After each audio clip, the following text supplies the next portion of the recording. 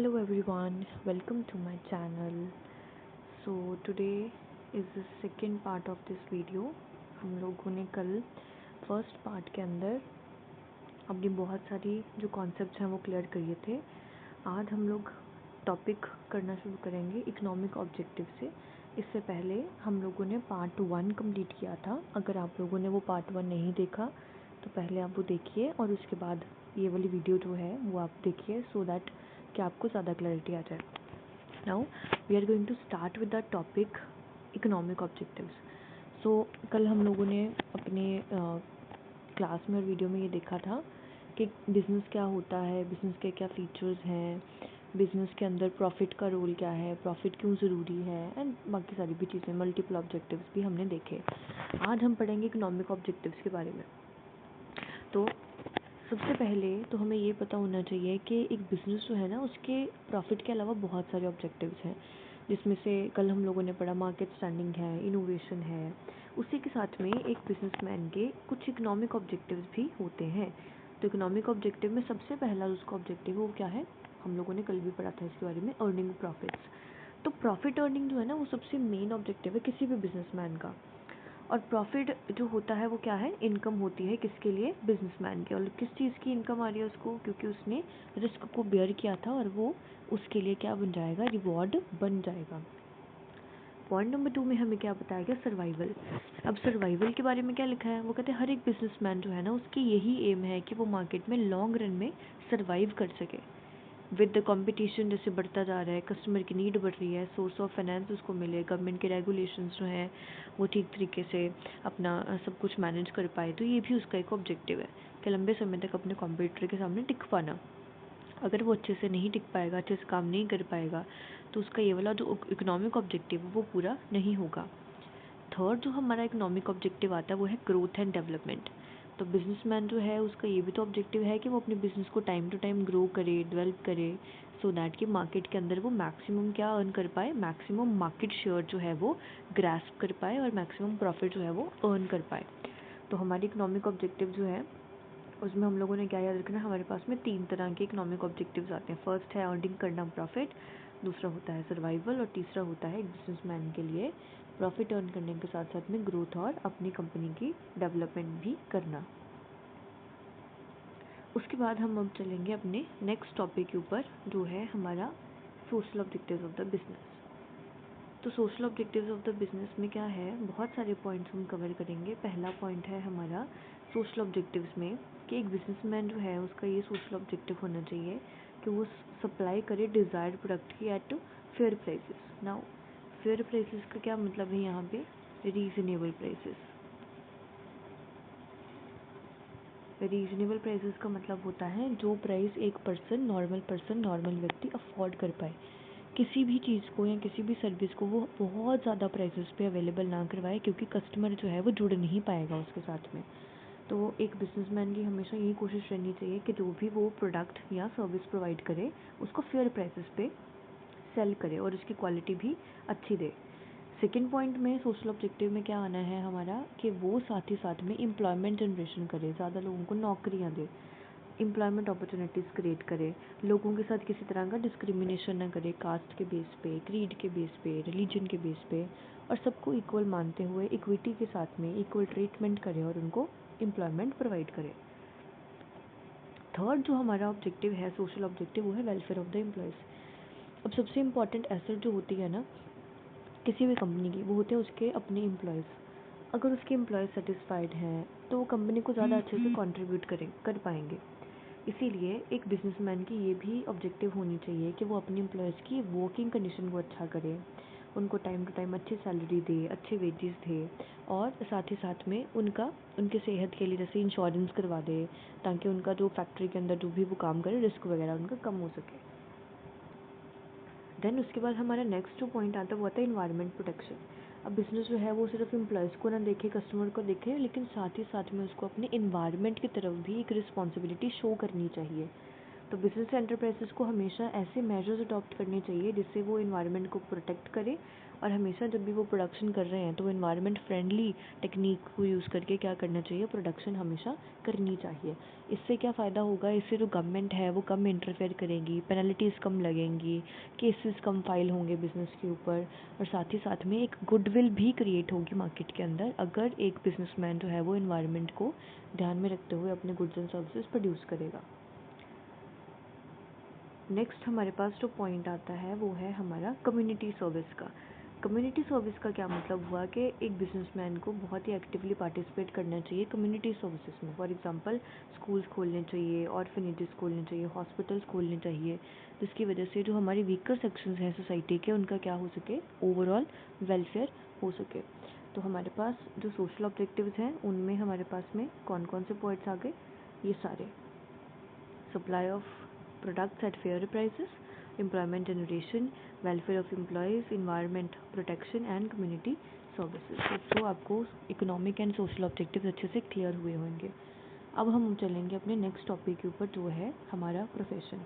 यहाँ तक हम लोगों ने बिज़नेस के बारे में पढ़ा, बिज़नेस कहाँ से ड्राइव हुआ है वर्ड, उसके फीचर्स एंड ऑल दैट, जब जो रिलेटेड था उसके साथ में हमने पढ़ लिया। कल हमने वीडियो में डिस्कस किया था कि इकोनॉमिक एक्टिविटीज़ को हमने 3 कैटेगरीज में डिवाइड करा है। वो 3 कैटेगरीज हमारी कौन सी थी, एक था बिजनेस, एक था प्रोफेशन और एक था एम्प्लॉयमेंट। बिजनेस वाला पार्ट हमने कवर करा, आज हम पढ़ेंगे प्रोफेशन के बारे में। तो अब देखिए प्रोफेशन के बारे में क्या गिवन है। सबसे पहले प्रोफेशन होता क्या है, तो प्रोफेशन एक ऐसी ऑक्यूपेशन है जिसमें आपको हाईली स्पेसिफिक और इन डेप्थ नॉलेज लगती है किसी भी फील्ड के अंदर। आपको इसके अंदर प्रॉपर नॉलेज, एक्सपर्टीज़ होनी चाहिए। और ये ऑक्यूपेशन का एक ज़रिया, ऑक्यूपेशन होता है जिससे आप पैसे कमाते हो, एक ज़रिया है पैसे कमाने का, जिसमें एक पर्सन के पास हाईली नॉलेज होनी चाहिए और हाई क्वालिफिकेशन होनी चाहिए। एक प्रोफेशन दूसरे से हमेशा डिफरेंट होता है इन टर्म्स ऑफ नॉलेज, और स्किल्स भी हर एक प्रोफेशन में उसके अकॉर्डिंग हमें चाहिए होंगी। अब हमारे फीचर क्या हैं प्रोफेशन के, वो भी जल्दी जल्दी हम देख लेते हैं। सबसे पहला पॉइंट हमें क्या गिवन है प्रोफेशन के बारे में, कि प्रोफेशन जब भी होगा तो एक बंदे को प्रोफेशनल डिग्री और नॉलेज चाहिए होगी उस चीज़ के लिए। तो प्रोफेशनल डिग्री और नॉलेज चाहिए होगी, तो प्रोफेशन के अंदर एक इंडिविजुअल को क्या चाहिए, इन डेप्थ नॉलेज चाहिए उसकी फील्ड की। जैसे फॉर एग्जांपल अगर कोई डॉक्टर है तो डॉक्टर को अपने सब्जेक्ट के बारे में फुल नॉलेज होती है कि कहाँ पे कौन सी नर्व है, कहाँ पे कौन सी आर्टरी है, कहाँ से ब्लड फ्लो होगा, सब उसको पता होता है। दैट मीन्स उसके पास क्या है, प्रोफेशनल डिग्री के साथ साथ में क्या है, उसकी उस सब्जेक्ट की प्रॉपर नॉलेज होनी चाहिए। सेकेंड पॉइंट हमारा आता है code of conduct.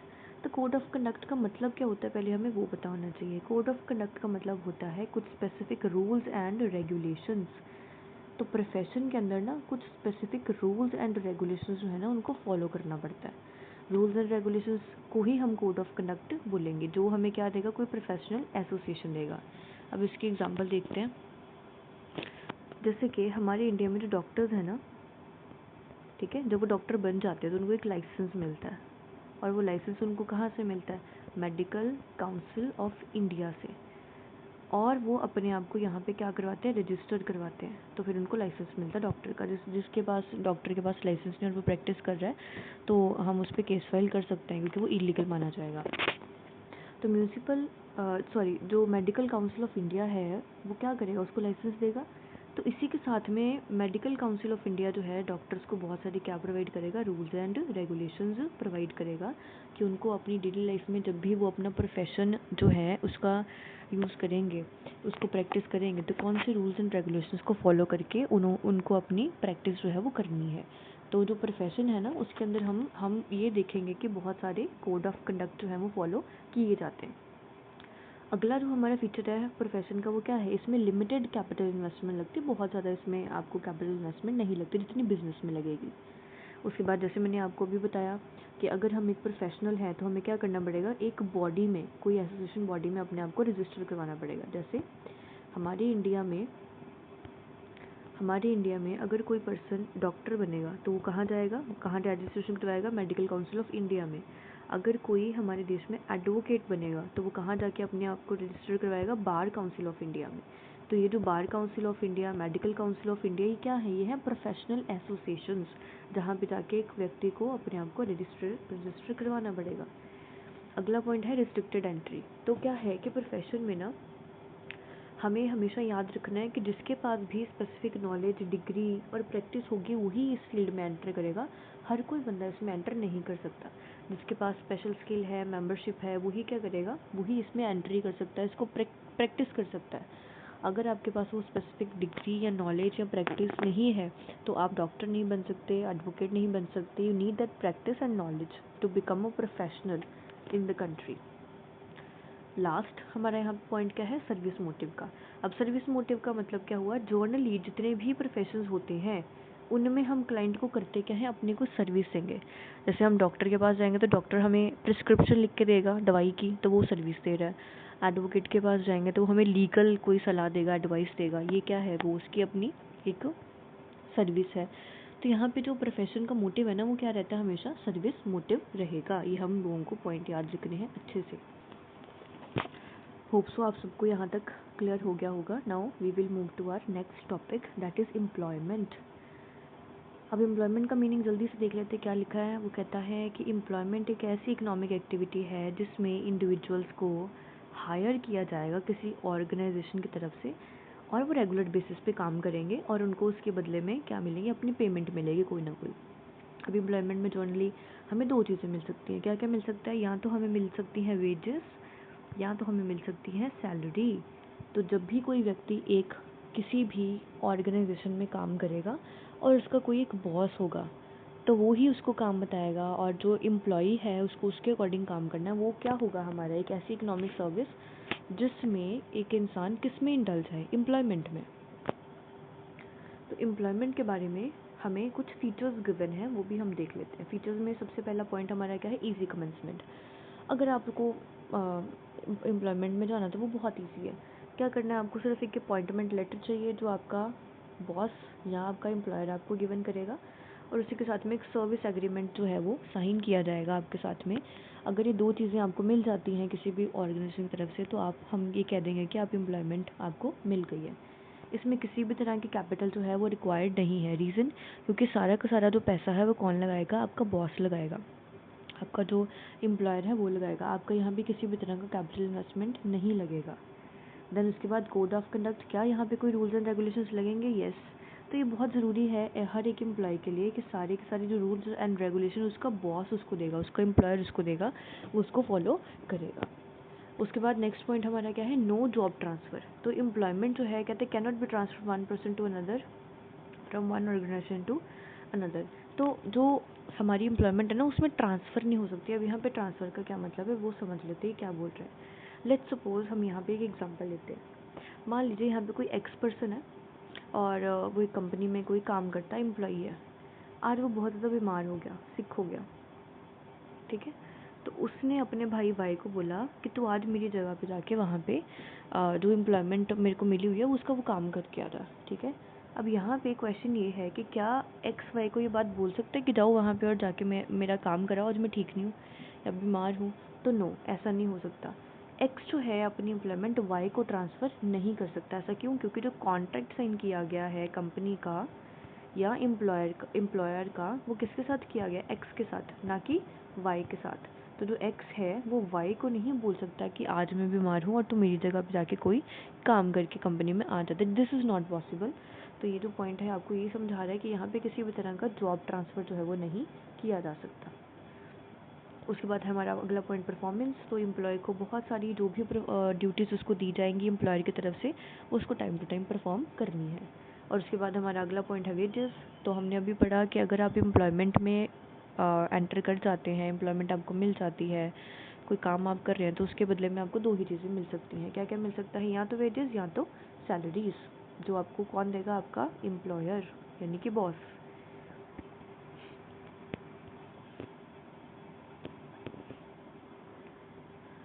Hope so यहाँ तक आप सबको समझ आया होगा। अब हम पढ़ेंगे अपना सबसे इम्पॉर्टेंट टॉपिक इस चैप्टर का। One of the important topics इसको बोल सकते हैं, वो है हमारा comparison between business, profession and employment. तो चलिए इसको एक बार फटाफट से देख लेते हैं। तो एग्ज़ाम में ये आपको 5 to 6 मार्क्स का दोबारा से फिर से पूछा जा सकता है, तो इसको आप अच्छे से करके जाइए। वी हैव 8 पॉइंट्स हियर, तो आप इन सारे के सारे 8 पॉइंट्स को अच्छे से देख के जाइए with regards to the paper. सबसे पहले हमें यहाँ पे बेसिस गिवन है, देन उसके बाद बिजनेस के बारे में गिवन है, ये है प्रोफेशन और यहाँ पे है आपका एम्प्लॉयमेंट। चलिए देखते हैं इसको। सबसे पहले हमें है मीनिंग गिवन। तो बिजनेस का क्या मीनिंग है, ये एक इकोनॉमिक एक्टिविटी है जो एक व्यक्ति क्यों करेगा, प्रॉफिट के लिए। प्रोफेशन के अंदर हमारे पास क्या आएगा, कोई स्पेशलाइज्ड सर्विस आएगी जो हम ऑफर करेंगे, और वो किसके बेस पे होगी, अभी हमने डिस्कस किया था, या तो स्किल के बेस पे या तो नॉलेज के बेस पे। और एम्प्लॉयमेंट क्या है, एक ऐसा काम जो आप कर रहे हैं या तो सैलरी के लिए या तो वेजेस के लिए, और किसके अंडर कर रहे हैं, आप एक एम्प्लॉयर के अंडर। एम्प्लॉयर कौन होता है, आपका बॉस। सेकेंड पॉइंट में हमें दिया है ऑब्जेक्टिव। अगर कोई भी बिजनेसमैन बिजनेस करेगा तो उसका मेन ऑब्जेक्टिव क्या होगा, प्रॉफिट अर्न करना। प्रोफेशन में आपका ऑब्जेक्टिव क्या होगा, सर्विसेज प्रोवाइड करना और इनकम अर्न करना। एम्प्लॉयमेंट में आपको क्या करना है, सैलरी या आपको वेजेस जो है वो अर्न करनी है, आपका मेन ऑब्जेक्टिव है। अब क्वालिफिकेशन क्या है, बिजनेस करने के लिए आपको कोई भी कहीं किसी भी तरीके से ये नहीं लिखा कि इतनी मिनिमम क्वालिफिकेशन चाहिए। हो सकता है कि कोई व्यक्ति अगर कितना भी पढ़ा हो, ज़्यादा कम, तो वो अपना बिजनेस रन कर सकते हो, क्योंकि बिजनेस करने के लिए we need money and investment, ना कि बहुत ज़्यादा highly qualified education. Second point में हमारा आता है प्रोफेशन। तो प्रोफेशन में हम ऑलरेडी पढ़ के आए, यहाँ पे specialised qualification with knowledge and skills and practice एक रिक्वायर्ड है। और एम्प्लॉयमेंट में आपको क्वालिफिकेशन चाहिए जो भी आपकी जॉब के ऊपर डिपेंड करेगी, जो एम्प्लॉयर आपको बोलेगा, जिस तरीके की वो क्वालिफिकेशन मांगेगा आपसे, वो आपके पास होनी चाहिए। उसके बाद हम आते हैं इन्वेस्टमेंट पे। तो बिज़नेस करने के लिए आपको बहुत ज़्यादा पैसा लगता है, तो हाई इन्वेस्टमेंट रिक्वायर्ड है।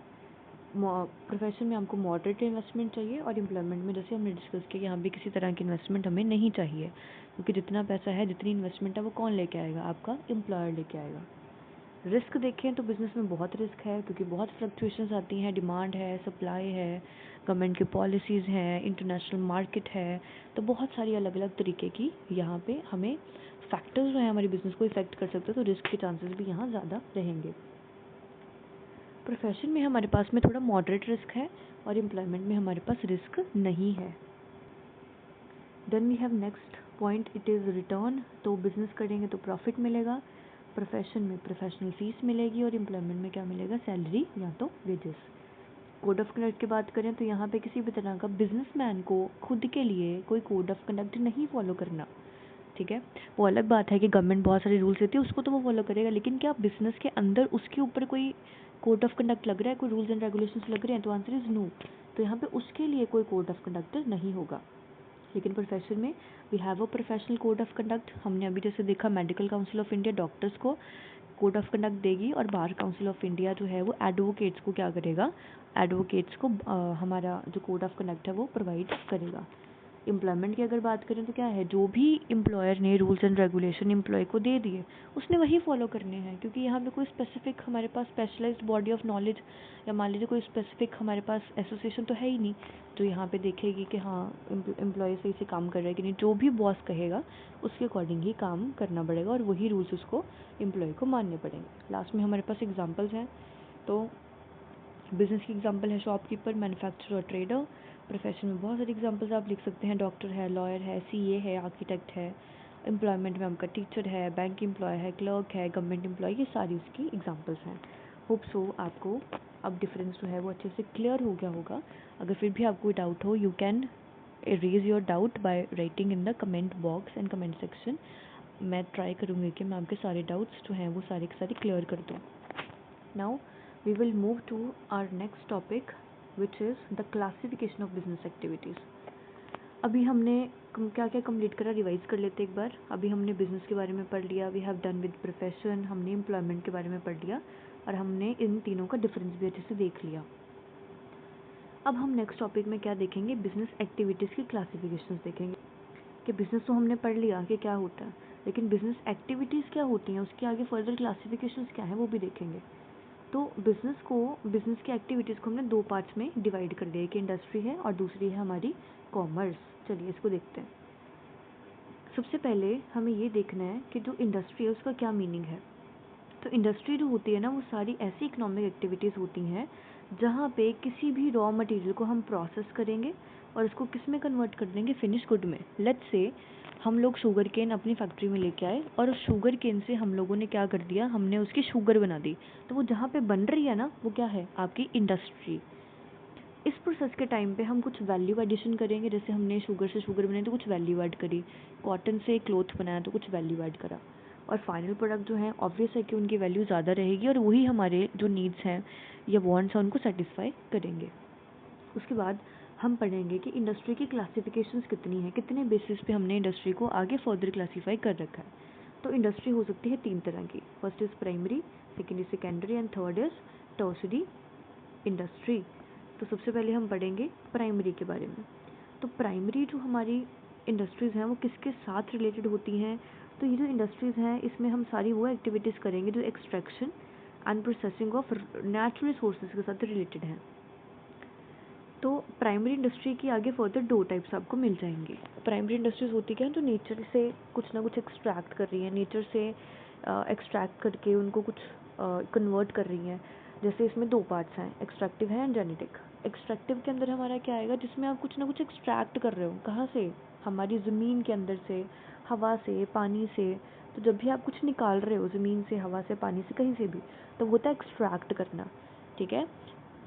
तो एक्सट्रैक्शन कर रहे हो, रिफाइनमेंट कर रहे हो नेचुरल सोर्सेज की, वो किस में आ जाएगा, एक्सट्रैक्टिव में। इसकी एग्जांपल क्या है, लंबरिंग एंड माइनिंग। अब लंबरिंग क्या होता है, तो लंबरिंग का मतलब होता है cutting of trees on large scale. जब आप लार्ज स्केल पे बहुत सारी ट्रीज को कट करते हैं उसको हम बोलते हैं लंबरिंग। तो लंबरिंग हो गया या माइनिंग हो गया, ये हम एक्सट्रैक्ट कर रहे हैं नेचर से, काट रहे हैं या माइन कर रहे हैं, ये हमारा आ जाएगा एक्सट्रैक्टिव इंडस्ट्री के अंदर। सेकेंड हमारी जो कैटेगरी है वो है जेनेटिक इंडस्ट्री। जेनेटिक इंडस्ट्री जो होती है ना, वो आपके लिविंग ऑर्गेनिज्म के साथ डील करती है, जैसे ब्रीडिंग हो गया प्लांट्स का, एनिमल्स का, रिप्रोडक्शन करवाना हो गया उनका, ये सारा का सारा आपका क्या है, जेनेटिक इंडस्ट्री।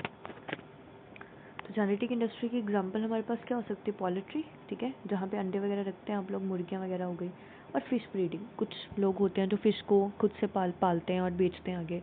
तो ये सारा का सारा जेनेटिक के साथ आएगा। जेनेटिक के साथ क्यों आएगा, क्योंकि इसमें लिविंग ऑर्गेनिज्म के साथ हम डील कर रहे हैं। तो प्राइमरी इंडस्ट्री वो होती है जिसमें आप कोई नेचर से कुछ चीज़ें एक्सट्रैक्ट कर रहे हो। इसके 2 पार्ट्स होते हैं, extractive industry and genetic industry.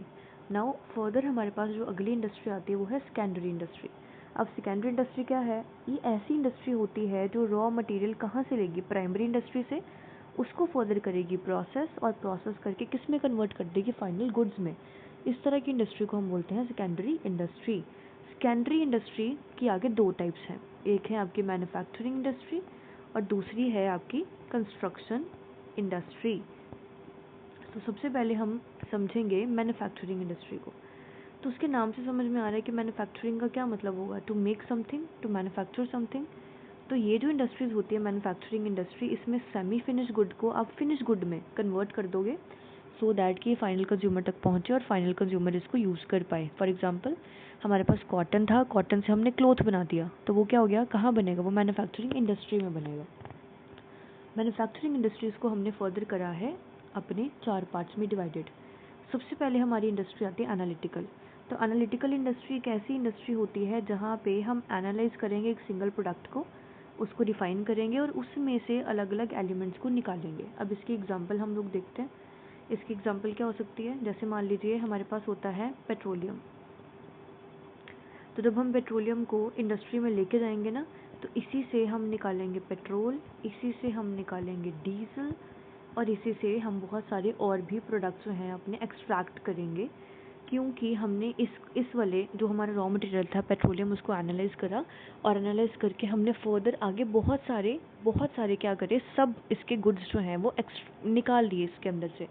तो इस तरह की इंडस्ट्री को हम क्या बोलते हैं, इस तरह की इंडस्ट्री को हम बोलते हैं एनालिटिकल इंडस्ट्री। क्या एनालाइज करेंगे, एक प्रोडक्ट के अंदर से जब मल्टीपल प्रोडक्ट्स निकल के आते हैं तो वो होता है एनालिटिकल इंडस्ट्री। उसके बाद हमारी अगली इंडस्ट्री आती है सिंथेटिक इंडस्ट्री। सिंथेटिक इंडस्ट्री में ये बिल्कुल उल्टा एनालिटिकल का। इसमें आप डिफरेंट क्या करोगे, चीज़ों को, रॉ मटेरियल्स को इकट्ठा करोगे और एक नया प्रोडक्ट बनाओगे। इसके क्या एग्जांपल है हमारे पास में, सीमेंट। तो सीमेंट को, तो जब हम लोग अलग अलग रॉ मटेरियल को कंबाइन करके गुड फॉर्म करेंगे ना, गुड बनाएंगे, तो उसको हम क्या बोलेंगे, सिंथेटिक इंडस्ट्री बोलेंगे। उसके बाद हमारे पास अगली इंडस्ट्री आती है प्रोसेसिंग इंडस्ट्री। अब प्रोसेसिंग इंडस्ट्री क्या, कौन सी इंडस्ट्री है, जहाँ पे आप बहुत सारे ना अलग अलग स्टेजेस को या स्टेप्स को फॉलो करोगे एक फाइनल गुड बनाने के लिए। For example sugar. अब शुगर को बनाने के लिए पहले हम क्या करेंगे, शुगर के लेके आएंगे फैक्ट्री में, देन उसके अंदर से हम लोग वो लिक्विड निकालेंगे, लिक्विड होता है सुक्रोज, उसको निकालेंगे, उसको बॉईल करेंगे, क्रिस्टल्स में कन्वर्ट करेंगे। ये स्टेजेस हैं बहुत सारे, स्टेज 1 2 3। तो जहाँ पे बहुत सारी स्टेजेस हों और बहुत सारी स्टेजेस को फॉलो करने के बाद आपके पास एक फाइनल प्रोडक्ट बन के आता है ना, उसको हम बोलते हैं प्रोसेसिंग इंडस्ट्री। लास्ट है हमारी असेंबलिंग। असेंबलिंग के अंदर क्या होगा, बहुत सारे छोटे छोटे कंपोनेंट्स जो है ना उनको जोड़ेंगे और एक फाइनल गुड तैयार कर देंगे। फॉर एग्जांपल कार है, अब आपने देखा होगा कार जो है उसके टायर कई बार कहीं से आते हैं, उसकी स्टीयरिंग कहीं से आता है, ठीक है, फिर उसको असेंबल कर देते हैं इकट्ठा और एक कार बन जाती है। या जैसे आपके कई बार लोग कुछ कंप्यूटर्स होते हैं वो खुद से असेंबल करवाते हैं, तो सारे कंपोनेंट्स पहले से बने होते हैं, अवेलेबल होते हैं, बस उनको जोड़ के एक नया प्रोडक्ट हमें फॉर्म करना है। ये होती है हमारी असेंबलिंग इंडस्ट्री। उसके बाद हमारी नेक्स्ट जो इंडस्ट्री आती है ना, वो हमारी आती है कंस्ट्रक्शन इंडस्ट्री। इसके नाम से इसका मतलब समझ में आ रहा है हम लोगों को। ऐसी इंडस्ट्री जो है वो क्या करेगी, कंसर्न किसके साथ है, रिलेटेड किसके साथ है, construction and development of the infrastructure. इसमें क्या क्या बन सकता है, जब हम कुछ बिल्डिंग्स बनाएंगे, कुछ ब्रिजेस बनाएंगे, कुछ डैम्स बनाएंगे, रोड्स बनाएंगे, तो वो सारी की सारी इंडस्ट्री किस में फॉल करेगी, कंस्ट्रक्शन इंडस्ट्री में फॉल करेगी। होप सो आपको यहाँ तक सबको क्लियर होगा। और लास्ट है हमारी जो इंडस्ट्री आती है वो आती है टर्शरी। तो टर्शरी इंडस्ट्री जो होती है ना, बेसिकली वो फैसिलिटेट करती है हमारे प्राइमरी और सेकेंडरी को। और जो टर्शरी इंडस्ट्री है ना, उसमें बहुत सारे क्या दिए जाएंगे, बहुत सारी सर्विसेज दी जाएंगी। किन किन को सर्विसेज दी जाएंगी भाई, प्राइमरी को और सेकेंडरी को, क्योंकि ये स्मूथ तरीके से अपनी जो एक्टिविटीज़ है उनको रन कर पाएँ। तो होती है हमारी टर्शरी एक्टिविटीज़। तो टर्शरी एक्टिविटीज़ में कौन कौन सी सर्विसेज आ सकती है, बैंकिंग की, credit facility, communication, transport, warehousing, advertising, ये सारी की सारी क्या है आपकी टर्शरी इंडस्ट्री की कुछ एग्जाम्पल्स। उसके बाद हमारे पास नेक्स्ट टॉपिक अब आ गया है कॉमर्स का। अब कॉमर्स के बारे में अब हम डिटेल में पढ़ेंगे, कॉमर्स होता क्या है, कॉमर्स के टाइप्स क्या हैं, एंड एक्स वाई जेड। अब सबसे पहले हमारे पास मीनिंग है, कॉमर्स क्या है। तो कॉमर्स में ना हम लोग दो चीज़ें देखेंगे। कॉमर्स के अंदर हम ट्रेड या एक्सचेंज करेंगे गुड्स एंड सर्विसेज का, ठीक है। और कॉमर्स जो है ना उसमें किसी तरह की प्रोडक्शन नहीं है, क्योंकि प्रोडक्शन हमारी कहाँ होएगी, प्रोडक्शन हम कर चुके हैं, किस में कर चुके हैं, इंडस्ट्री में। अब यहाँ पे हम सिर्फ या तो सेल कर रहे हैं या तो एक्सचेंज कर रहे हैं गुड्स का और सर्विसेज का। तो अगर हम कोई भी ट्रेड कर रहे हैं, एक्सचेंज कर रहे हैं गुड्स एंड सर्विसेज का, तो वो किस कैटेगरी में फॉल करेगा, वो करेगा आपकी कॉमर्स के अंदर फॉल करेगा, ठीक है जी। चलिए उसके बाद हम अब पढ़ेंगे कि हमारा रोल क्या है, क्या रोल क्या है हमारा कॉमर्स का, ठीक है। तो जो कॉमर्स है ना उसका एक काम है, क्या इम्पोर्टेंट काम है उसका, कि वो बहुत जो गैप होता है हमारा प्रोड्यूसर और सेलर के बीच में उसको रिमूव कर देता है। और वो रिमूव कैसे करता है, बहुत सारी हिंड्रेंसेस होती हैं। अब हिंड्रेंसेस क्या है, रुकावटें, उन रुकावटों को ख़त्म करना कॉमर्स का काम है, ठीक है। तो उसको समझने से पहले हम एक डायग्राम समझ लेते हैं, सो दैट कि हमें अच्छे से सब कुछ क्लियर हो जाए। तो ये डायग्राम आपके सामने है, इसको हमने देखना है। हिंड्रेंस ऑफ अगर पर्सन है तो उसको रिमूव कौन करेगा, ट्रेड करेगा। अब इसको हम एक एग्जांपल से समझेंगे। मान लीजिए एक व्यक्ति है, मान लीजिए एक व्यक्ति है जिनका नाम है एक्स। इनकी बहुत बड़ी एक फैक्ट्री है, वो कहाँ पे है, गुजरात में, ठीक है जी। और इनके जो कंज्यूमर्स हैं ना वो पूरे इंडिया में है। तो क्या ये अकेला व्यक्ति अब हर किसी के घर पे जाके चीज़ बेच सकता, नहीं। तो इसने क्या किया, एक्स जो था हमारा प्रोड्यूसर, इसने अपना जो गुड है वो बेचा वाई को। वाई क्या है यहाँ पे, होलसेलर। वाई ने फिर इसी गुड को आगे किसको बेचा, जेड को। जेड क्या है यहाँ पे हमारा रिटेलर। और जेड ने आगे जाके फाइनल कंज्यूमर को गुड बेचा, ठीक है। तो आपने क्या देखा यहाँ पे, किस तरीके से प्रोड्यूसर से हमारा कंज्यूमर जो है उस तक चीज़ पहुँच रही है, ठीक है। तो यहाँ पे पर्सन को, एक पर्सन यहाँ पे, एक पर्सन यहाँ पे, एक्स कहीं पे है, सी कहीं पे, कंज्यूमर कहीं पे, प्रोड्यूसर कहीं पे। तो चीज़ पहुँचेगी कैसे अल्टीमेट कंज्यूमर तक, तो वो पहुँचेगी with the help of these intermediaries. यहाँ पे हमारा जो वाई और जो जेड है ना वो इंटरमीडिएट मिडल मैन है। तो अगर हमारे पास ट्रेड होता नहीं तो क्या होता, ये जो हिंड्रेंस है ना ट्रेड का, ये हिंड्रेंस ही रह जाता। तो ट्रेड का हिंड्रेंस जो है ना, सॉरी जो पर्सन का हिंड्रेंस है, किसने ख़त्म किया, ट्रेड ने ख़त्म किया। एक पर्सन कहीं पे है बैठा हुआ, एक पर्सन कहीं पे है, तो इसको, इस हिंड्रेंस को ख़त्म करने के लिए हमारे पास में क्या आ गया, ट्रेड आ गया। ट्रेड होता क्या है, sale and exchange of goods and services, ठीक है। तो आपने याद रखना है कि हिंड्रेंस जो है पर्सन का वो कौन रिमूव करेगा, ट्रेड रिमूव करेगा। उसके बाद हिंड्रेंस ऑफ प्लेस कौन रिमूव करेगा, ट्रांसपोर्टेशन। जैसे इसी एग्जांपल को अगर आप कंसीडर कर लें तो गुजरात में फैक्ट्री लगी हुई है, लेकिन वहाँ से प्रोडक्शन हुई है चीज़ों की, वो गुड तो पूरी इंडिया में चाहिए, कैसे भेजा जाएगा? वो ट्रांसपोर्टेशन से, ट्रकों में भर के, रेलगाड़ी के थ्रू, या आपको अगर आउटसाइड द कंट्री भी सेल करना है तो शिप के थ्रू, एयरप्लेन के थ्रू आप उसको ट्रांसपोर्ट कर सकते हो। उसके बाद हमारा आता है हिंड्रेंस ऑफ टाइम। वो कौन ख़त्म करेगा? Warehouse. अब इसकी भी एग्जांपल हम लोग एक बार देख लेते हैं। हिंड्रेंस ऑफ टाइम कैसे वेयर हाउस ख़त्म करेगा? मान लीजिए हमारे पास में दोबारा से एक पर्सन है, उसका नाम है ए, ठीक है। ए की एक फैक्ट्री है और उस फैक्ट्री में वो क्या करता है? आइसक्रीम्स बनाता है, आइसक्रीम्स, ठीक है। अब क्या है कि बी इसके पास आता है और इसको ऑर्डर दे के जाता है कि मेरे को क्या करना है, आपने मुझे एक हफ्ते के बाद, 1 वीक के बाद आपने मुझे क्या देनी है? 50,000 आइसक्रीम जो है वो देनी है मैन्युफैक्चर करने के लिए, मैंने करके। तो ए जो है उसने क्या किया, जिस दिन उसको ऑर्डर मिला उसी दिन उसने अपनी प्रोडक्शन स्टार्ट कर दी। लेकिन अब बी जो है वो तो एक हफ्ते बाद आएगा, तो एक हफ्ते तक जो वो गुड्स हैं, आइसक्रीम्स हैं, वो कहाँ स्टोर करेगा? अब यहाँ पे आ गया हमारे पास में बहुत बड़ा गैप। किस चीज़ का गैप आ गया? टाइम का गैप आ गया। तो इस टाइम के गैप को ख़त्म करने के लिए वो इन आइसक्रीम्स को अच्छे से सिक्योर करके कहाँ रखेगा? वो रखेगा वेयर हाउस में। वेयर हाउस में आइस, वहाँ पे स्टेशंस होते हैं, वहाँ पे वो अच्छे तरीके से आइसक्रीम को रखेगा, क्योंकि अगर उसकी क्वालिटी और क्वांटिटी घट गई, कम हो गई, तो जो बायर है वो उसको खरीदेगा नहीं। तो जो वेयर हाउस होता है ना, वो हमेशा क्या करता है? हिंड्रेंस ऑफ टाइम, जो रुकावट है टाइम की, जो गैप है बीच में टाइम का, उसको क्या करेगा? ख़त्म करेगा। होप सो आपको ये समझ आ गया होगा। उसके बाद अगर किसी भी बिजनेस के अंदर रिस्क है तो उसको ख़त्म करने के लिए, ख़त्म नहीं, कम करने के लिए हमारे पास क्या आता है? इंश्योरेंस। अगर आपके पास फाइनेंस अवेलेबल नहीं तो आप बैंक में जा सकते हैं। इन्फॉर्मेशन अगर आपको अपने कस्टमर तक पहुंचानी है तो आप एडवर्टाइजमेंट का यूज़ कर सकते हैं, ठीक है जी। अब आप लोगों ने क्या करना है, ये जो यहाँ पे टॉपिक्स हैं इनको आप गो थ्रू कर लीजिएगा, क्योंकि इसको ही मैंने आपको एक बार ऊपर डायग्राम से समझा दिया। अगर आप इसको गो थ्रू करेंगे तो आपको बहुत अच्छे से समझ आ जाएंगे। बहुत ही ईजी लैंग्वेज में मैंने जो ये नोट्स हैं वो प्रिपेयर करे हैं आप सब लोगों के लिए। सो इसलिए अपने जो वीडियो है उसको अच्छे से देखिए, अपने नोट्स इनको यूज़ करिए और एग्ज़ाम में अच्छे मार्क्स लेके आइए, और साथ ही साथ में मेरे चैनल को सब्सक्राइब करिए। नाउ अब हम चलेंगे अपने नेक्स्ट टॉपिक के ऊपर, जो है क्लासिफिकेशन ऑफ कॉमर्स। अभी हमने क्या देखा? अभी कॉमर्स होता है, कॉमर्स हमने देख लिया कि क्या करता है, इसमें आप ट्रेड करते हो, एक्सचेंज करते हो गुड्स एंड सर्विसेज का, और याद क्या रखना है, इसमें किसी तरह की प्रोडक्शन नहीं होगी। अब ट्रेड की ना हमारे पास में आगे फर्दर 2 टाइप्स आती हैं। एक हमारे पास तो ट्रेड आ गया, ठीक है, जिसके बारे में अब हम पढ़ेंगे, और एक आता है ऑक्सिलरीज टू ट्रेड। ट्रेड को अभी हमने 2 पार्ट्स में डिवाइड किया, internal trade and external trade. Internal trade की भी आगे 2 टाइप्स हैं, wholesale and retail trade.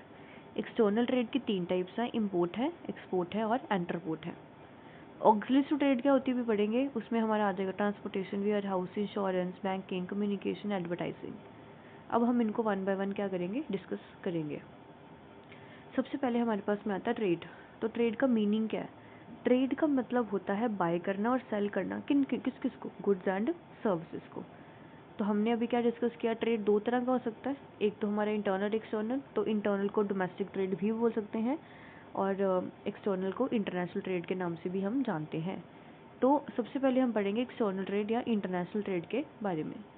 External trade जो है ना, वो ऐसा ट्रेड है जो किसी 2 या 2 से ज़्यादा कंट्रीज़ के बीच में जब हम करेंगे उसको हम कहेंगे external trade. For example, India America के साथ अगर ट्रेड कर रहा है तो यहाँ पे 2 अलग अलग कंट्रीज़ हो गई, तो उसको हम क्या बोलेंगे? एक्सटर्नल ट्रेड बोलेंगे। आगे हमारी एक्सटर्नल ट्रेड के 3 टाइप्स हैं। सबसे पहले है इम्पोर्ट। इम्पोर्ट का मतलब होता है जब कोई भी एक कंट्री दूसरी कंट्री से गुड क्या करेगी? परचेज करेगी, ठीक है, या सर्विस परचेज करेगी, ठीक है, ताकि वो अपने देश के अंदर लोगों को वो चीज़ जो है वो अवेलेबल करवा सके, क्योंकि उस देश में वो चीज़ नहीं मिलती, ठीक है। तो उसको हम बोलेंगे इम्पोर्ट। जैसे हमारे देश में आपको पता है कि जो डीजल है और पेट्रोल है उसकी बड़ी कमी है, तो हम लोग क्या कर रहे हैं? हम लोग ईरान से, रशिया से, ठीक है, इन देशों से क्या मंगवा रहे हैं? पेट्रोल मंगवा रहे हैं। तो जो मंगवाते हैं ना देश के बाहर से कोई भी गुड या सर्विस, उसको हम बोलते हैं इम्पोर्ट। तो हम ऑयल क्या कर रहे हैं? बाहर की कंट्री से इम्पोर्ट कर रहे हैं, उसको हम क्या बोलेंगे? Import rate.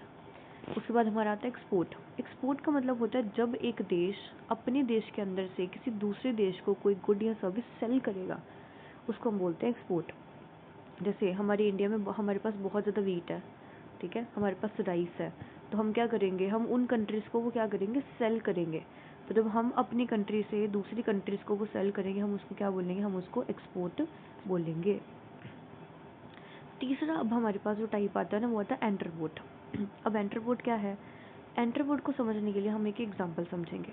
मान लीजिए ये है हमारे पास में रशिया, यहाँ है इंडिया, और यहाँ पे मान लीजिए कोई एक्स कंट्री है। तो इंडिया ने सबसे पहले रशिया से क्या करा, ऑयल परचेज किया, तो ये क्या हो गया, इंपोर्ट। फिर इंडिया ने उसी ऑयल को किसी एक्स कंट्री को क्या कर दिया, बेच दिया, तो ये क्या हो गया, एक्सपोर्ट। तो जब आप कभी भी इंपोर्ट करके एक्सपोर्ट करते हो ना, तो वो क्या बन जाता है, वो बन जाता है एंटरपोर्ट। तो एंटरपोर्ट हुआ क्या, इंपोर्ट करके एक कंट्री एक्सपोर्ट कर रही है, वो होता है एंटरपोर्ट।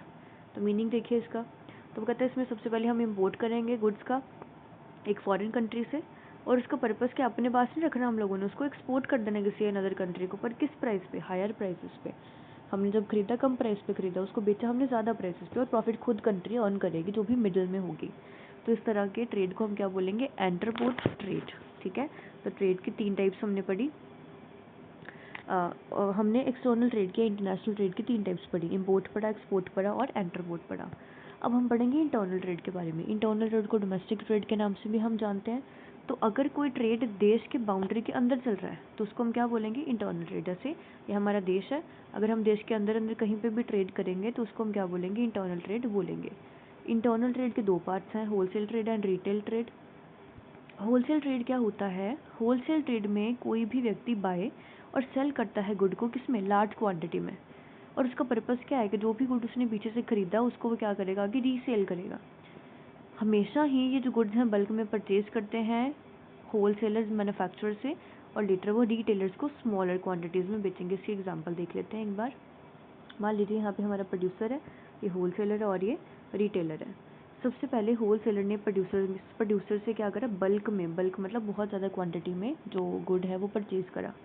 फिर होलसेलर ने उसी गुड को रिटेलर को स्मॉल क्वांटिटी में बेच दिया। ठीक है, तो जो होलसेलर, ये जो बीच में बंदा होलसेलर है ना, ये क्या कर रहा है, ये कर रहा है होलसेल ट्रेड। ठीक है, तो इस तरह का ट्रेड जो होता है वो क्या उसको हम क्या बोलते हैं, होलसेल ट्रेड हम उसको बोलते हैं। आगे हमारे पास में आता है रिटेल ट्रेड। तो रिटेल ट्रेड क्या होता है, जब आप गुड को बाय भी कर रहे हो और सेल भी कर रहे हो, कितनी क्वांटिटी में, बहुत कम क्वांटिटी में। ठीक है, उसको हम क्या बोलेंगे, रिटेल ट्रेड। जो बेसिकली रिटेल ट्रेड होता है उसका मेन मकसद क्या है कि डायरेक्टली कंज्यूमर्स को गुड बेचना। जैसे आप देखेंगे आपके घर के बाहर बहुत सारी शॉप्स हैं, तो वहाँ पे जाते हैं, आप कोई 10 रुपये की 5 रुपये की चीज़ ले आते हैं। ठीक है, तो वो जो दुकानदार हैं वो कौन सा ट्रेड कर रहे हैं, वो कर रहे हैं रिटेल ट्रेड, क्योंकि वो आपको स्मॉलर क्वांटिटीज़ में क्या कर रहे हैं, चीज़ जो है वो बेच रहे हैं। ठीक है, होप्स आपको यहाँ तक सारा का सारा टॉपिक जो ट्रेड के साथ रिलेटेड है वो समझ आ गया होगा। एक बार दोबारा से हम डायग्राम को देख लेते हैं और समझ लेते हैं। तो हमने ट्रेड देखा कि क्या होता है, उसका मीनिंग। ट्रेड के 2 टाइप्स हैं, domestic trade and international trade. Domestic trade के 2 टाइप्स हैं, होलसेल एंड रिटेल ट्रेड। और इंटरनेशनल या एक्सटर्नल ट्रेड के जो एग्जांपल्स हैं वो है हमारी टाइप्स हैं, हमारी एक्सपोर्ट है, इंपोर्ट है और एंटरपोर्ट है। उसके बाद अब हम आगे चलेंगे और हम अपना अगला टॉपिक जो है उसको कवर करेंगे, वो है हमारा ऑक्सिलरीज टू ट्रेड। अब ऑक्सिलरीज टू ट्रेड का मतलब क्या हुआ, कहता है इसके अंदर सारी की सारी ट्रेड रिलेटेड एक्टिविटीज़ आएंगी, जिनका काम क्या है, फैसिलिटी प्रोवाइड करना। ठीक है, फैसिलिटी प्रोवाइड करना डिफरेंट एक्टिविटीज़ को, सो दैट कि स्मूथ फ्लो में सब कुछ चलता रहे। अब हमारे पास बहुत सारी टाइप्स हैं ऑक्सिलरीज टू ट्रेड की, वो क्या कौन कौन सी हैं, फटाफट इसको देख लेते हैं। सबसे पहले हमारे पास में आता है बैंकिंग एंड फाइनेंस। अगर हमारे पास बैंक्स होंगे तो हमें इजी अवेलेबिलिटी किस चीज़ की हो जाएगी, चीप क्रेडिट की। क्रेडिट क्या होता है, लोन। बिजनेसमैन को हमेशा पैसे की ज़रूरत पड़ती रहती है, तो अगर उनके पास क्रेडिट अवेलेबल होगा, लोन अवेलेबल होगा चीप रेट पे, तो वो आसानी से अपना बिजनेस शुरू भी कर पाएंगे, ग्रो भी कर पाएंगे और रन भी कर पाएंगे। तो यहाँ पे हमने क्या देखा, बिजनेस को एक फैसिलिटी मिल रही है ताकि वो स्मूथ फ्लो हो सके, तो वो किसने facility the, banking and finance ने। आगे आगे हमारे पास एडवर्टाइजमेंट या एडवर्टाइजिंग। एडवर्टाइजिंग का काम क्या है, जो आपके बायर्स हैं उनको आपने क्या करना है, इन्फॉर्मेशन प्रोवाइड करनी है अपने प्रोडक्ट के बारे में, ताकि उनको उस चीज़ की नॉलेज हो सके और वो ज़्यादा से ज़्यादा आपकी जो गुड है उसको बाय करें। तो एडवर्टाइजिंग जो है वो इन्फॉर्मेशन जो है वो प्रोवाइड करने का काम करेगा आपके कस्टमर्स को। उसके बाद हमारे पास अगला पॉइंट आता है वेयर हाउसिंग। तो वेयर हाउसिंग जो होती है ना, उसमें हम स्टोर करते हैं, प्रिजर्व करते हैं गुड्स को, कब तक, जब तक वो बिक नहीं जाते फाइनल कंजम्पशन के लिए। तो बिजनेसमैन जो है वेयर हाउसेस का यूज़ क्यों करेंगे, ताकि वो अपने गुड्स को स्टोर कर सके और गुड्स को जब भी रिक्वायरमेंट हो उसको अवेलेबल करवा सके मार्केट में। अगला हमारे पास आता है इंश्योरेंस। इंश्योरेंस जो है ना आपको बचाती है बहुत सारे अलग अलग तरीके के रिस्क से। थेफ्ट हो गया, फायर हो गया, ठीक है, इन सब एक्सीडेंट से और इन सब रिस्क से जो प्रोटेक्ट करती है ना आपको, वो कौन है? इंश्योरेंस है। आगे आता है ट्रांसपोर्टेशन। अब ट्रांसपोर्टेशन क्या है? तो कहता है इसने ना आज के टाइम पे जो जोग्राफिकल बाउंड्रीज हैं बिजनेस की उसको वाइडन कर दिया। अब ऐसी कोई जगह नहीं है जहाँ पे आप अपनी चीज़ बेच नहीं सकते। अब हो सकता है कहीं पे अगर रोड नहीं है तो आप एयरवेज के थ्रू जा सकते हो अपनी चीज़ बेचने के लिए, गुड बेचने के लिए। अगर कहीं पे मान लीजिए अगर आपके पास मान लीजिए कहीं पे अच्छे तरीके से रोड नहीं बनी हुई तो हमारे पास अलग अलग मीन्स आ सकते हैं। हमारे पास रेलवेज़ हैं, रोडवेज़ हैं, एयरवेज़ हैं, वाटरवेज़ हैं। तो ये सारे के सारे किस में आएगा? ट्रांसपोर्टेशन में आएगा। पहले के समय पे जब हमारे पास रोड्स नहीं थी, रेलवेज़ नहीं थी, एयरवेज़ नहीं थे, तो गुड्स को बेचना बहुत मुश्किल था। लेकिन आज के टाइम पे हमारे पास डिफरेंट मीन्स ऑफ ट्रांसपोर्टेशन आ गई हैं, तो इसने हमारे बिजनेस को और स्मूथ फ्लो होने में बहुत ज़्यादा हेल्प करी है। तो बिजनेसेस और बढ़ रहे हैं और ग्रो कर रहे हैं। तो होप्सो आप लोगों को अब ऑक्सिलरी टू ट्रेड क्लियर हो गया होगा। इसमें हमारे पास में कौन कौन से पॉइंट आएंगे? बैंकिंग एंड फाइनेंस, एडवर्टाइजिंग, उसके बाद हमारा आ जाएगा warehousing, insurance and transportation. Now next topic जो है हमारा वो है हमारा बिजनेस रिस्क से रिलेटेड। ये भी काफ़ी इंपॉर्टेंट टॉपिक है। आपको केस स्टडी की फॉर्म में या आपको एमसीक्यूज़ की फॉर्म में और जोशो रीजन में पूछा जा सकता है, तो आपको इसके बारे में अच्छे से नॉलेज होनी चाहिए। तो चलिए इसको समझते हैं। सबसे पहले बिजनेस रिस्क का मतलब क्या है? तो वो कहते हैं बिजनेस रिस्क एक ऐसा रिस्क होता है जिसमें आपको पॉसिबिलिटी है कि बिजनेस जो है वो फेल हो सकता है सफिशिएंट प्रॉफिट कमाने के लिए, या हो सकता है कि उसको लॉसेस हो जाए। लॉसेस के क्या कारण हो सकते हैं? कोई अनफोर्सिन सर्कमस्टांसेस। अब अनफोर्सिन सर्कमस्टांसेस क्या हो सकते हैं आपके, जिनके बारे में आपको पता ही नहीं है कि हो सकते हैं आगे आने वाले समय में। जैसे किसी को नहीं पता आने वाले समय में मेरी फैक्ट्री में क्या पता आग लग सकती है, चोरी हो सकती है, अर्थक्वेक आ सकता है, फ्लड आ सकता है। ये सारे जो कारण है ना, ये सारे कारणों की वजह से मुझे क्या हो सकता है? बिजनेस में रिस्क हो सकता है, और ये कहीं ना कहीं हमारे बिजनेस को लॉस देके जा सकते हैं, लॉस करवा सकते हैं। तो ऐसा कोई भी पॉसिबिलिटी जिसकी वजह से बिजनेस फेल हो सकता है अर्न करने में सफिशिएंट प्रॉफिट, या उसको कुछ स्पेसिफाइड पीरियड ऑफ टाइम के लॉसेस हो सकते हैं। तो अगर कोई ऐसा पॉसिबिलिटी है तो उसको हम क्या बोलेंगे? उसको हम कहेंगे कि बिजनेस को क्या हो गया? रिस्क हो गया, ये बिजनेस रिस्क है। और ये एक बिजनेसमैन के कंट्रोल से बाहर रहता है।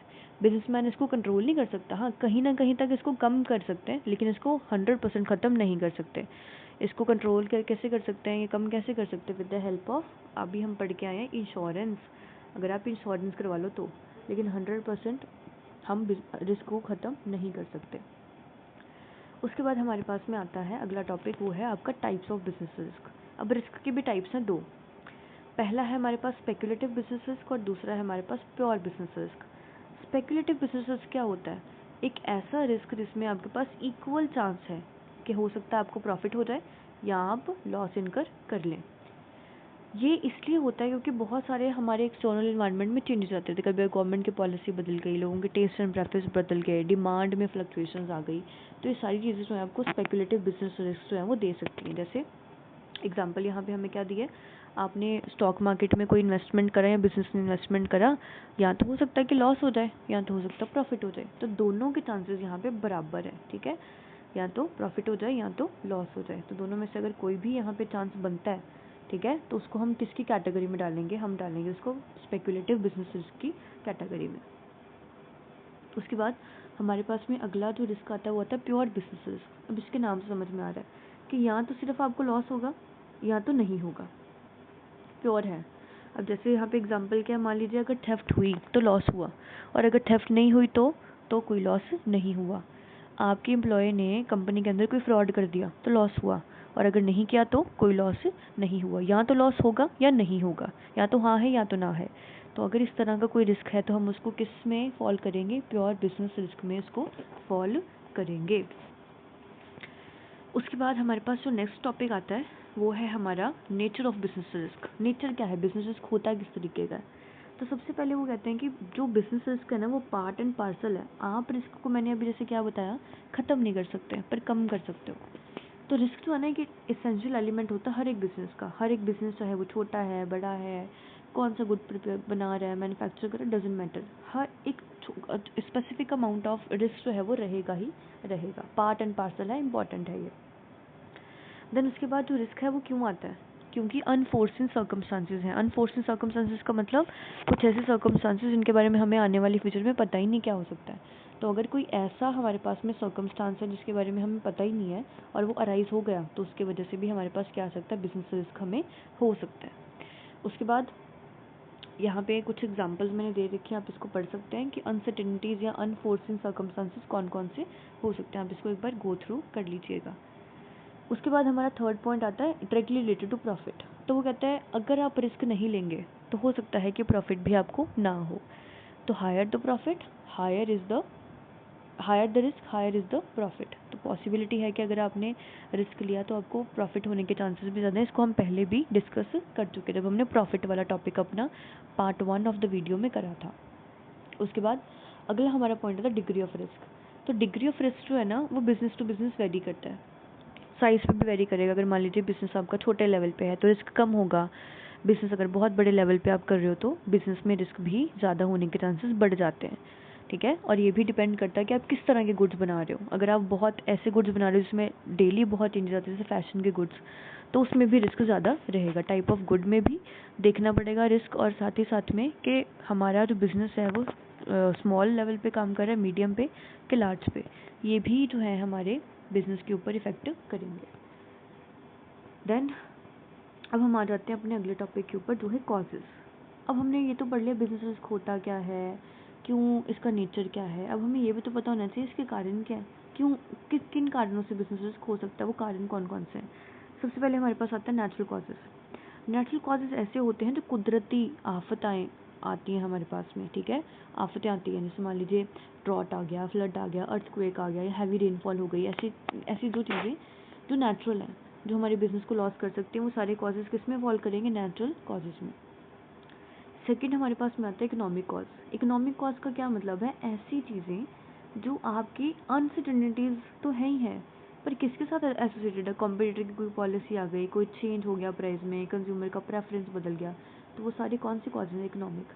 अब इसमें एग्जांपल हमें क्या दे रखी है कि मान लीजिए एक सर्टेन राइस आ गया, रॉ मटेरियल पीछे से बहुत महंगा हो गया, देश में बहुत ज़्यादा प्राइसेस बढ़ते जा रही है, इन्फ्लेशन आ गई, ये कंज्यूमर ने अब आपका प्रोडक्ट खरीदना ही बंद कर दिया, ठीक है, क्योंकि उसको लगा आपका प्रोडक्ट बहुत पुराना हो चुका है, आपने कोई इनोवेशन नहीं करी। तो अगर इस तरह का कोई भी रीज़न होता है, ठीक है, या मान लीजिए कोई भी सर्कमस्टांसेस आते हैं इस तरीके के, तो वो किसके साथ रिलेटेड होंगे, आपके इकोनॉमिक कॉजेज़ के साथ रिलेटेड होंगे। उसके बाद अगला हमारा कॉज आता है ह्यूमन कॉज। अब ह्यूमन कॉज में क्या है, जो भी लॉस आपको ह्यूमन बींग्स की वजह से हो उसको हम किस कैटेगरी में लेके जाएंगे, ह्यूमन कॉजेज़ के कैटेगरी में फॉल करेंगे। फॉर एग्जांपल कोई आपका एम्प्लॉय था, वो केयरलेस था, उसने ठीक तरीके से काम नहीं किया, तो उसकी वजह से उसके ठीक तरीके काम करने की ना वजह से आपको लॉस हो गया, ठीक है। उसने फ्रॉड कर दिया, स्ट्राइक हो गई, दंगे हो गए, राइट्स हो गए, तो ये सारी जो एग्जांपल्स हैं ये क्या हो सकती है, ह्यूमन कॉजेज़ हो सकती हैं। एम्प्लॉय ने थेफ्ट कर दिया, नेग्लिजेंस कर दी, ध्यान नहीं दिया, मशीनरी को अच्छे से हैंडल नहीं किया, मशीनरी ख़राब हो गई, टूट फूट गई, कुछ भी, तो ये सारे किस में फॉल करेंगे, आप ह्यूमन कॉजेज़ में फॉल करेंगे। उसके अलावा हमारे पास में कुछ अदर कॉजेज़ भी आते हैं। तो जो आपने ऊपर पढ़े ना उनके अलावा भी हमारे पास में बहुत सारे कॉजेज़ हैं जिनको कुछ अनप्रडिक्टेबल इवेंट्स जो अगर हो जाते हैं वो भी बिज़नेस को रिस्क दे सकते हैं। फॉर एग्जांपल पॉलिटिकल डिस्टर्बेंसेस हो गई, सरकारें बदल गई, सरकार कोई नया रूल ले आई, कोई एक्सचेंज रेट में चेंज आ गया, फ्लक्चुएशंस आ गई, बजट नहीं बन रहा आपका, ये सारी जो एग्जांपल्स हैं आपकी, ठीक है, ये किस में आएंगी, आपकी अदर कॉजेज़ में आएंगी। तो हमने कॉजेज़ कितने पढ़े हैं उनको एक बार दोबारा देख लेते हैं। हम लोगों ने पढ़े हैं 4 कॉजेज़। पहला कॉज है नेचुरल, दूसरा है इकोनॉमिक, तीसरा है ह्यूमन, और चौथा हमने कौन सा पढ़ा, अदर कॉजेज़। अब वीडियो का हमारा लास्ट टॉपिक जो है वो है फैक्टर्स अफेक्टिंग द बिजनेस, या factor to be considered before starting a business. कि बिजनेस शुरू करने से पहले आपके दिमाग में कौन से फैक्टर्स आपको कंसीडर करने चाहिए और इन फैक्टर्स को ध्यान में रखते हुए आपको अपना बिजनेस जो है वो शुरू करना है। तो सबसे पहले हमारे पास जो पॉइंट है वो है selecting the line of business. अब यहाँ पे देखते हैं क्या है गिवन हमें, तो वो लिख रहे हैं सबसे पहला डिसीजन तो यही होता है जिसमें हम क्या कर रहे हैं, involving choosing the kind of product, हम कौन सा प्रोडक्ट बनाएंगे पहले तो हमें ये पता होना चाहिए, ठीक है। और साथ ही साथ में हमने एनालाइज क्या करना है, existing and future market demand, हमें ये भी देखना है क्या अगर मैं ऐसा प्रोडक्ट बनाती हूँ तो उसका मार्केट में अब भी डिमांड आएगा या फ्यूचर में डिमांड आएगा या नहीं आएगा। कितना प्रॉफिट हम कमा पाएंगे इस प्रोडक्ट को प्रोड्यूस करने के बाद, या हमारे पास में उस प्रोडक्ट को बनाने के लिए हमारे देश के अंदर या आउटसाइड द कंट्री हमारे पास टेक्नोलॉजी अवेलेबल है या नॉलेज अवेलेबल है कि नहीं है। तो इन सब चीज़ों को हमें जब ध्यान में हम रखेंगे तो हम कर क्या रहे हैं, हम कर रहे हैं selecting the line of business कि कौन सा प्रोडक्ट हमें मैन्युफैक्चर करना है जो हम अपने कस्टमर को क्या करेंगे, अवेलेबल करेंगे। दूसरा जो हमारा पॉइंट आता है वो है स्केल ऑफ बिजनेस। अब स्केल ऑफ बिजनेस का क्या मतलब है कि हम कितने स्केल पे काम करेंगे, क्या लार्ज स्केल पे काम करेंगे, मीडियम स्केल पे काम करेंगे, स्मॉल स्केल पे काम करेंगे, क्योंकि ये जानना बहुत ज़रूरी है लार्ज है, मीडियम है या आपका स्मॉल स्केल है, क्योंकि इसी के हिसाब से आप अपनी इन्वेस्टमेंट जो है वो लेके आएंगे। लोन अवेलेबल करवा सकते हैं अपने आप को, या कहीं ना कहीं आपने कुछ अपनी सेविंग्स करी थी वो उनको आप बिज़नेस में डाल सकते हो। तो आपको पता होना चाहिए, अगर आप लार्ज लेवल पे काम करो तो ऑब्वियस है कि इन्वेस्टमेंट ज़्यादा लगेगी, और अगर स्मॉल लेवल पे काम करोगे तो इन्वेस्टमेंट उतनी ही कम लगेगी। नेक्स्ट पॉइंट हमारा आता है लोकेशन का। अब लोकेशन में क्या गिवन है, तो लोकेशन जो है ना हमारी एप्रोप्रिएट होनी चाहिए।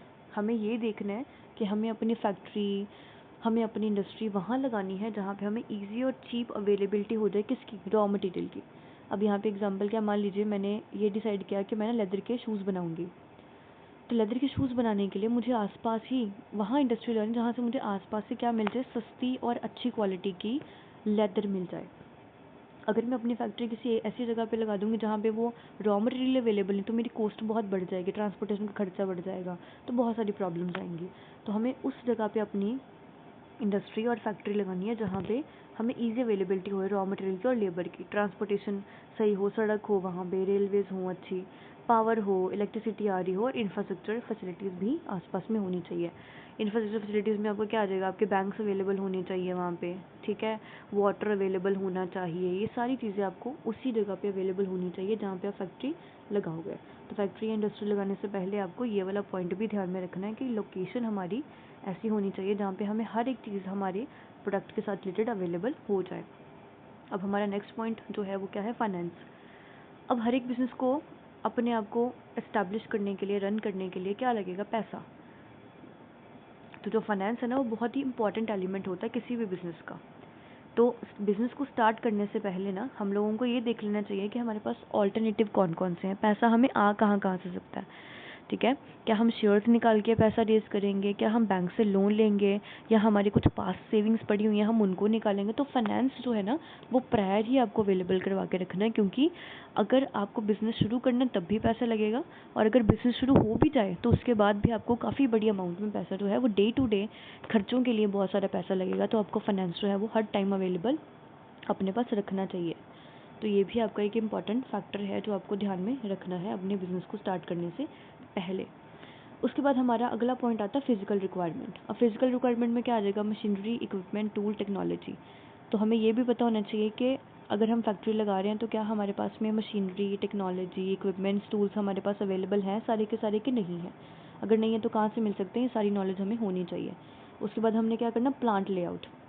अब प्लांट लेआउट का मतलब होता है, मान लीजिए ये हमारी फैक्ट्री है, तो फैक्ट्री के अंदर कहाँ मशीन लगाएंगे, कहाँ किसी का ऑफिस बनाएंगे, ये सब कुछ हमें डिसाइड करना पड़ेगा पहले।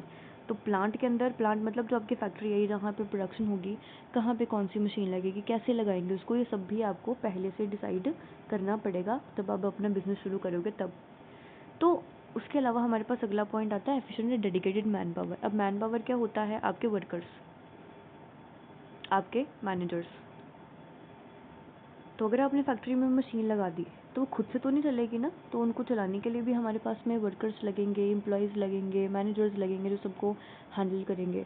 तो आपका जो वर्क फोर्स है, काम करने वाले जो आपके साथ में व्यक्ति हैं, ठीक है, वो क्या होने चाहिए, एफिशिएंट और डेडिकेटेड होनी चाहिए, ट्रेंड होनी चाहिए आपकी वर्क फोर्स।